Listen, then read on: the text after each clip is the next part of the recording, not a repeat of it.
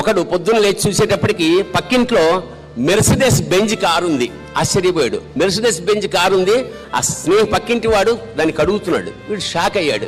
Shock అయ్యా పక్క ఏరా ఏంటి సడన్ గా కారు వచ్చిందంటే, మా అన్నయ్య నాకు ప్రజెంట్ చేశాడు బర్త్డే గిఫ్ట్ గా. ఎందుకంటే మా అన్నయ్య బాగా డబ్బున్నవాడు, బాగా సంపాదించాడు, నేనంటే చాలా ఇష్టం, అందుకని మెర్సిడెస్ బెంజ్ కార్ని నా బర్త్డేకి ప్రజెంట్ చేశాడు అంటే అబ్బా అని చెప్పి చాలా ఎరా ఈర్ష్యగా ఉందా నన్ను చూస్తుంటే అంటే మాలాంటి అన్నయ్య నీకు కూడా ఉంటే బాగుండు అనిపిస్తోందా అన్నాడు. అప్పుడు ఇతను అన్నాడు, లేదురా నేనే ఆ అన్నయ్యనయ్యి ఇలా కార్లు ఇస్తే బాగుండేది అనిపిస్తున్నాను.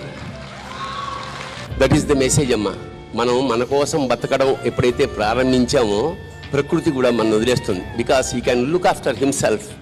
So save nature, it will save you. వృక్షో రక్షతి రక్షిత అంటారు. ప్రకృతి కూడా సేమ్ ఫిలాసఫీ పెడుతుంది. నువ్వు పక్క వాళ్ళ కోసం చూసుకో, నేను చూసుకుంటాను అంటాడు పరమాత్మ.